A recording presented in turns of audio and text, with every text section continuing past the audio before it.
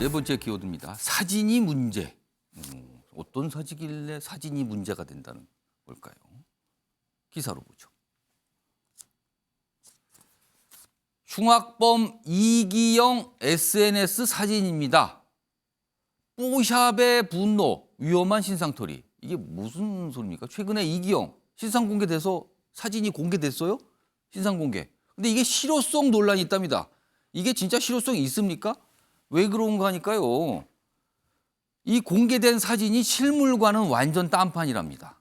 그러니까 막 수십 년 전에 찍은 오래된 사진, 신분증에 부착한 사진 보면 많은 분들 그러시죠. 신분증 사진과 실제 보면 다른 사람인가라고 느끼는 경우가 있었는데 이번에도 이런 거예요. 그러니까 공개된 사진과 실물이 딴판이다. 그러자 일부 네티즌들이 최근 사진을 찾아서 유포하는 경우가 있답니다. 근데 이건 또 다른 문제가 되잖아요. 그러면은 주변인까지 노출된 위법 소지가 있다. 그러니까 차라리 영국이나 미국, 그러니까 서구 국가들은 이른바 머그샷을 찍죠. 그러니까 피의자가 되거나 뭐 구속되거나 그렇게 되면은 체포됐을 경우에는 뭔가 뒤에 이렇게 표시가 된 걸 이렇게 서서 앞에도 찍고 옆에도 찍고 하는 사진 있잖아요. 그 머그샷이라고 그러는데 가장 최신 사진인 거죠. 차라리 우리도 그걸 찍어서 공개하면 어떠냐는 거죠. 이 얘기가 나오고 있습니다. 김민정 대변인, 이거 어떻게 판단하십니까? 이거 어떻게 해야 됩니까? 우리도 좀 도입해야 되는 건가요, 이거를? 그래서 2010년도 4월 달에 그 피의자 신상 공개 제도가 이제 도입됐다고 하는데 예. 그것도 그 강력범이 그 동의했을 때만 그 머그샷이라는 일반 사진을 공개할 수 있고 동의하지 않으면은 그 신분증 사진만 공개할 수 있게 우리나라는 제도가 이렇게 되어 있습니다. 신상 공개인데 동의를 받아야 되는 겁니까, 그럼? 현재 우리 제도가 그렇게 되어 있다고 하는데 미국의 많은 주라든지 선진국에서는 그런 그 피의자의 사진들을 다 실물 사진들을 공개하도록 되어 있는데 예. 이제 장단점이 있을 것 같아요. 장단점이 있고 근데 그런 문제들을 좀 더 고민을 해가지고 제도적 개선이 좀 필요해 보입니다. 사실 저렇게 그 피의자의 사진을 공개하는 이유들이 있는 거 아닙니까? 공익적인 그러니까 알리기 위한 있는데. 거예요. 이 사람이 이렇게 생겼고 누군지를 세상에 알리는 건데 옛날 30년 전, 한 20년 전 사진 갖다 놓고 보면 이게 알리는 게 아닌데요, 그러면은. 이제 개인 정보가 과도하게 누출하는 그런 거에 법익의 형평성 이런 문제들 때문에 그런 것 같은데 워낙 지금 흉악범에 대한 그런 사회적인 분노나 이런 것들이 높고 또 저런 요구들이 국민들이 좀 많이 올라온 상황이기 때문에 선진국의 사례나 이런 걸 봐서 그 법과 제도의 개선이 필요하다 이렇게 생각합니다. 문희석 의원님 지금 국회에 계시니까 이거 국회가 좀 할 수 있잖아요. 손만 대고 의지가 있다면. 근데 사실 많은 분들이 신상 공개라는 걸 떠올렸을 때 느끼는 생각하는 바는 뭐냐면요. 일단 그 사람이 이렇게 생겼구나라는 사진을 좀 기대하고요. 그리고 그 사람이 조사를 받으러 왔다 갔다 하는 상황에 얼굴이 언론에 잡힐 거 아닙니까? 그럼 그것도 공개되길 통상 바라거든요. 근데 사진뿐만 아니라 신상 공개 결정돼도요. 한마디로 말씀드리면 다 뒤집어 쓰고 나와요. 그냥. 모자 쓰고 뭐 쓰고 다 가리고. 눈만 보입니다. 눈만. 이거 좀 어떻게 안 됩니까? 그 신상 공개 제도가 실효성을 가지려면요. 예.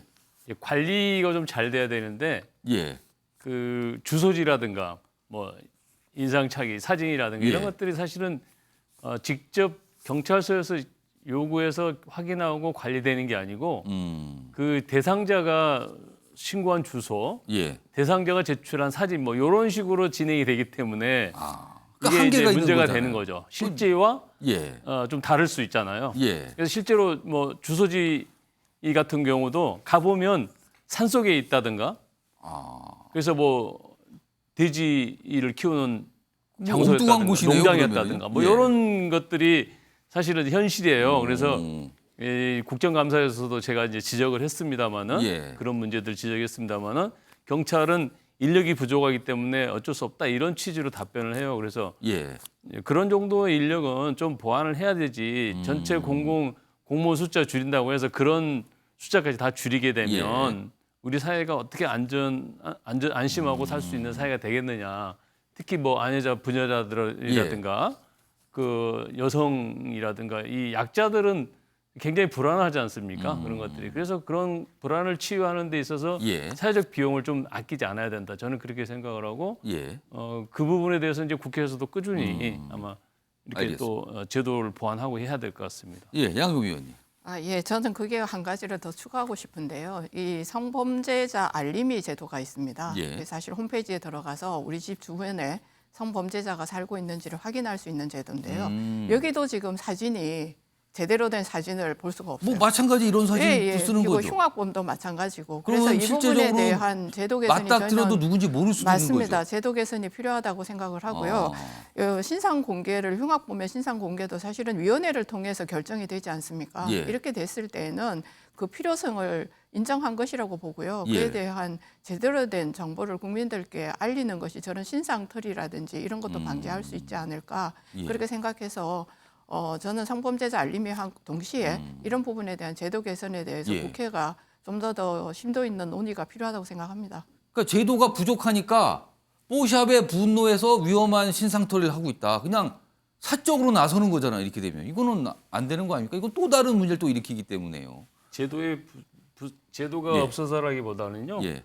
그 정보 제공자가 본인이 하기 때문에 그런 거예요. 그러니까 그걸 바꿔야 된다는 말씀이에요. 아니 요구하면 되는 거죠. 지금 현재의 정보, 예. 제대로 된 정보를 관리기관에서 요구하면 예. 실제 현재 정보를 그대로 노출을 시킬 수가 있는 것이죠.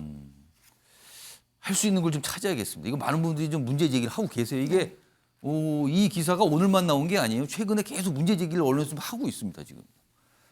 다음은요. 우리 사회의 어떤 최근의 모습을 볼 수 있는 기사인데요. 여기 보면 뭐 MZ세대가 나오네요. 근데 뭐 MZ세대라는 표현을 막상 MZ세대는 싫어한다 그래요. 뭐 청년세대라고 부르지 이게 무슨 표현이냐고 이게 도대체 무슨 국적이냐 그러는 거예요. 이 MZ세대가. 근데 아무튼 표현이 돼 있습니다. 대면 근무가 늘자 직장 내 MZ세대 논란이 확산되고 있다. 뭐냐면요. MZ세대는 워라밸만 중시해서 칼퇴근에 회식도 기피하더라. 이런 불만 제기. 반면에 불합리한 지시에 불만, 라떼 조언 거부할 뿐입니다. 왜 그러세요? 이것도 뭐 세대 갈등처럼 됐네요.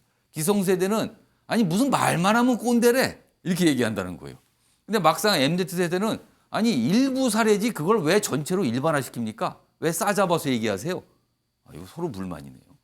전문가는 코로나 이후에 갈등이 커졌다. 서로 이해해 주세요라는 조언인데 이 조언 이거 쉽지 않네요. 서로 이해가 못 되니까 지금 이러는 거 아닙니까 지금? 하여튼 요새 대면 근무가 전면적으로 이제 다시 복구가 되고 있는 상황이잖아요. 그래서 이런 갈등들이 있다고 합니다. 시간이 걸리겠네요.